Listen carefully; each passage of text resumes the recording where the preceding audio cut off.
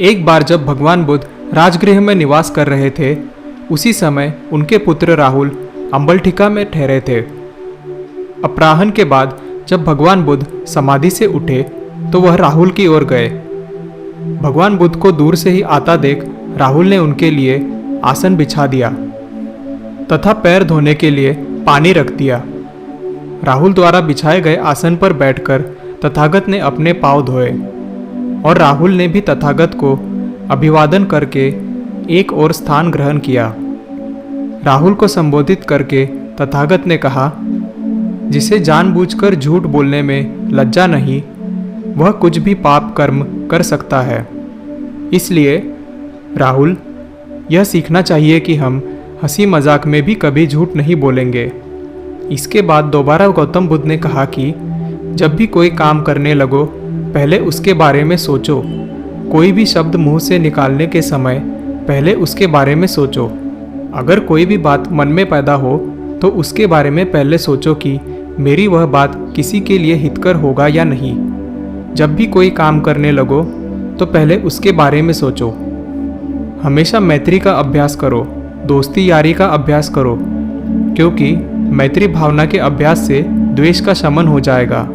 मन में राग उत्पन्न नहीं होगा, हमेशा प्रेम का भावना उत्पन्न होगा। करुणा का अभ्यास करो, क्योंकि करुणा भावना का अभ्यास करने से आपके मन में जो भी क्रोध है, जो भी खींच है, उसका शमन हो जाएगा, उसका विनाश हो जाएगा। मुदिता का अभ्यास करो।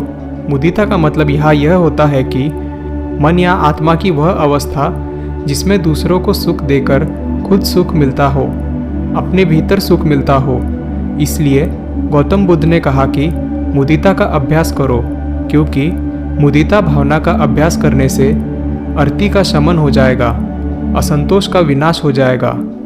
गौतम बुद्ध ने फिर कहा, उपेक्षा का अभ्यास करो, क्योंकि उपेक्षा भावना का अभ्यास करने में हमेशा चंचलता का शमन हो जाता है। आपके अंदर स्टेबिलिटी आने लगती है। शरीर के अशुभ रूप का चिंतन करो, क्योंकि ऐसा करने से काम राग ये सभी चीज़ों का शमन हो जाता है। यह सभी चीज़ें हमेशा के लिए समाप्त हो जाती है। इस दुनिया में सभी चीज़ों की अनित्यता की भावना करो, क्योंकि इस दुनिया में सभी भौतिक चीज़ें अस्थिर है, नश्वर है। इसलिए दुनिया में जियो, लेकिन सभी भौतिक चीज़ों से ज़्यादा लगाव मत रखो, क्योंकि ऐसा करने से तुम्हारे अंदर अहंकार का शमन हो जाएगा।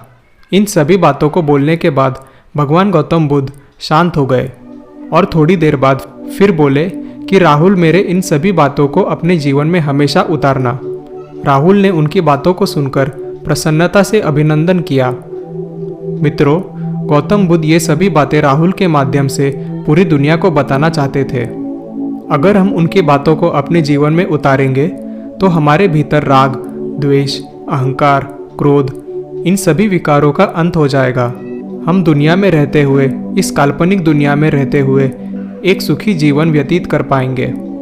अगर आपको ये कहानी अच्छी लगी तो वीडियो को लाइक करें और पीसफुल टेल्स को सब्सक्राइब करें। धन्यवाद।